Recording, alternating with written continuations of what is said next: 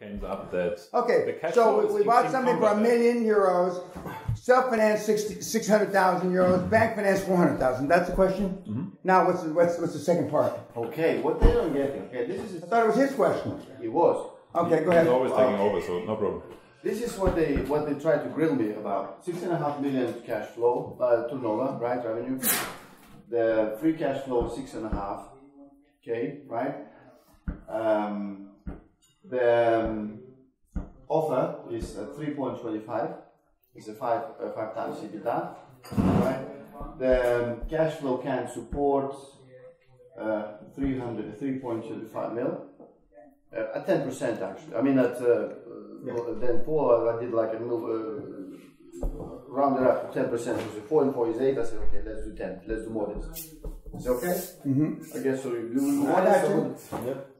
Then purchase price is 3.25. 60% of the finance by the bank, right? Is at. I thought it was owner financing. No, we say partial owner finance. Yeah. It's a 1.95 million. You get 60%, so we get it from the bank. 2 million. Yeah, roughly. Yeah.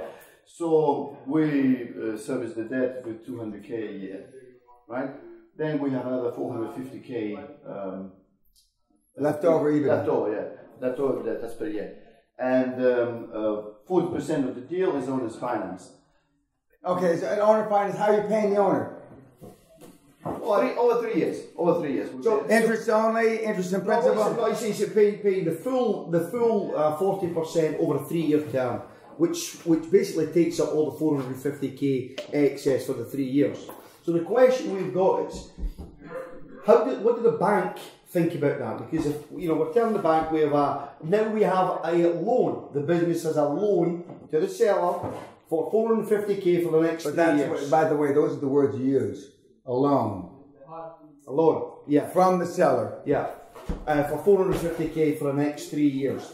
Does the bank then say, oh, okay, well, right, we're basing it then that this, we need to reduce this unencumbered because there's a, this is... Unencumbered, 450 of the 650 is encumbered. It's encumbered, so it's 200, so we need to recalculate. Yes. Yes, that's what, yeah. Less from the bank, then, okay, we get one... yes. 1.7 million. Because unencumbered, unlevered, ungeared, you could burn it in the fireplace. You can't burn it in the fireplace, can you? Okay. Now he would never burn a £5 note in the fireplace. I still have £1 notes, I mean. Yeah. Yeah, and they're taking back the £1 coins. Oh, the new ones? Yeah?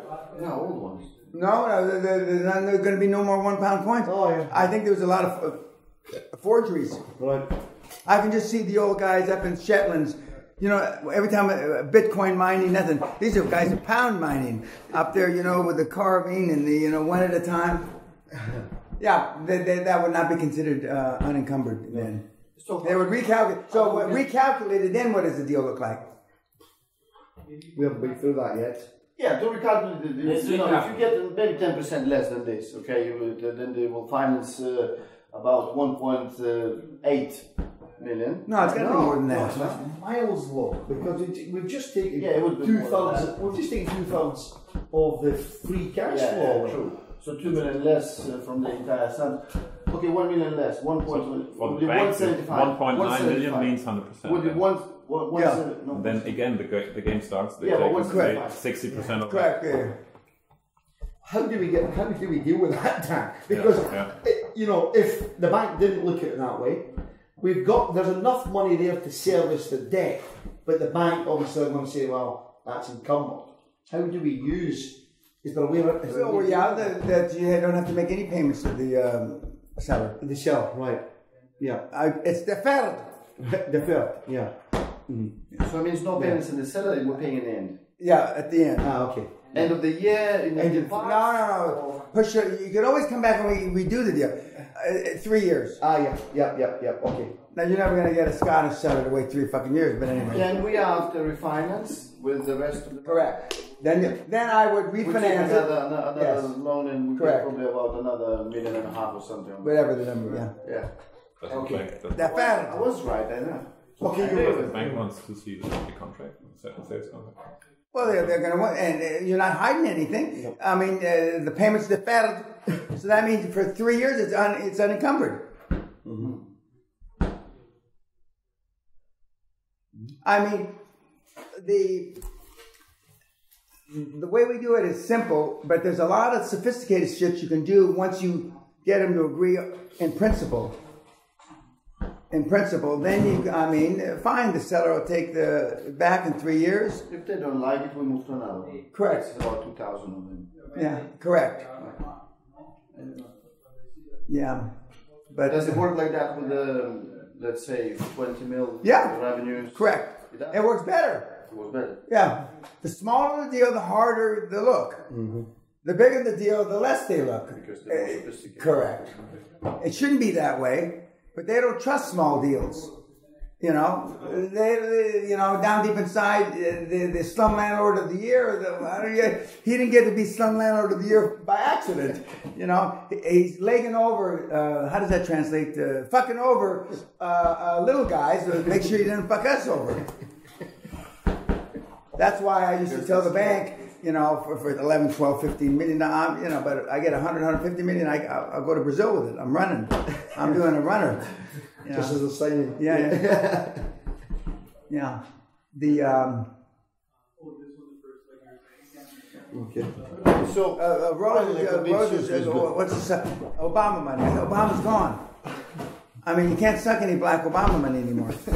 You know. Okay, so how many more deals?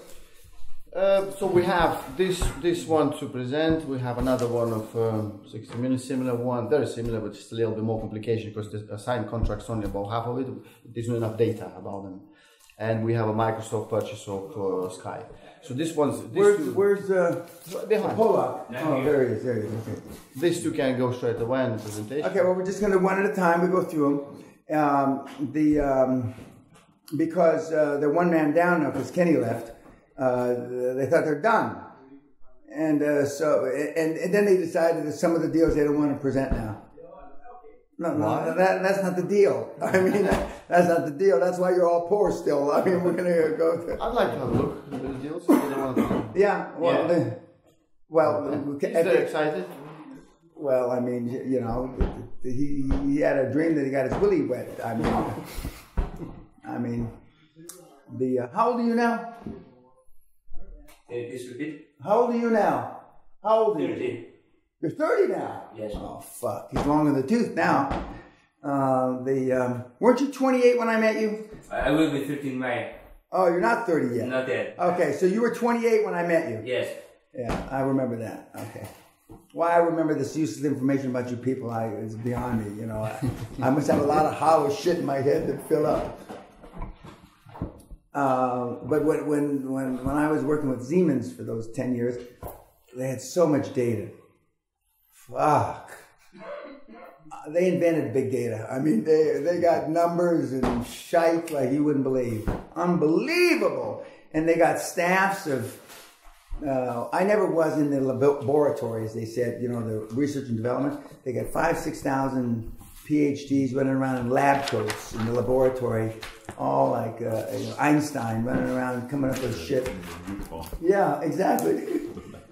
The next big thing. Yeah. It's a miracle they didn't come up with the bomb first. If we hadn't stolen all their people, you know, and von Braun and all those guys, they would have come up with the bomb first. Because, I mean, we stole all the, it's an exaggeration, German war criminals. We didn't steal all of them. We stole a bunch of them, though, to make the bomb. And the Japanese, when we had a Japanese gal here last summer, their story of the war, it doesn't even sound like the same war. Doesn't sound like the same fucking war. How does it sound? I mean, it sounds like, you know, it's by accident that, the emperor decided to, you know, he didn't want any more people dying. But that part is probably true. But dropping the big bombs, that's what helped this decision process along. But I mean, the West started the war. It's arguably Roosevelt started the war by not giving him oil, squeezing him because he couldn't, after 12 or 13 years, he couldn't get the U.S. out of the Depression. There's a strong economic theory behind that. So that part of it could be very true. But what the Japanese have now expanded that. You know, it's not, we didn't exactly invade them, did we? No. But it's interesting to hear the different perspectives. Just like the Chinese, the whole, when Stanley and I were guests of the Hunan government 8 or 9 years ago, I mean, you know Tiananmen Square? There was no Tiananmen Square. Didn't happen. Fake news. It's on TV. Fake news. Wow. According to their perspective. We had a person that showed us around who didn't know.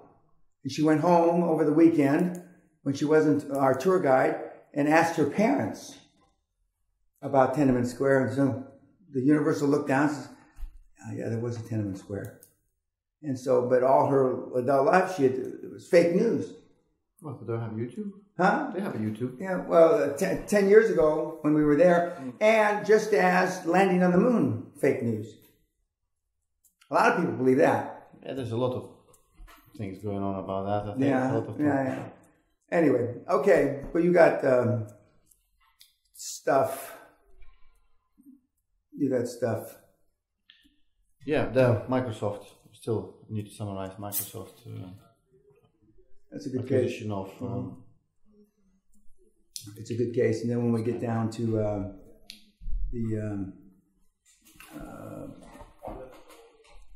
the big, although the case you did yesterday comes from the big B schools. But I mean, we're going to go over 4 or 5 other B school cases. I think it's a Harvard case. This yeah, one we're going to open. Yeah, and any questions while I'm here before I go to the next group? You have a question, I'm sure, when he leaves. Well, that was the question. When I leave, that was the question. No, I'll ask the question. And I have questions. You've been grilling for 2 days on that. Yeah. The grilling him for I've been grilling him for 2 days, he said. And you're in the holy room here. Yeah. Yeah, and if you don't get divine inspiration here, you're never going to get it. And this is the only chapel outside a Catholic church. Yeah. But the Scottish bishop wouldn't give me permission because he thought I was going to collect money. That sounds very Scottish. Yeah. And how much money could I collect at a service here? 20 quid? I hear it, 2 quid. If not. Yeah. And when they pass the basket around well, first of all, Catholics are like hen's teeth up here. But I mean, they pass the basket, it's fucking empty. I mean, it rolls around a 2-pound coin and a 1-pound coin and a 50 pence coin, and that's it. No paper in it. Yeah. Some chewing gums. Some chewing gums. I don't know about the chewing gums. Okay, we'll see you at 5:30.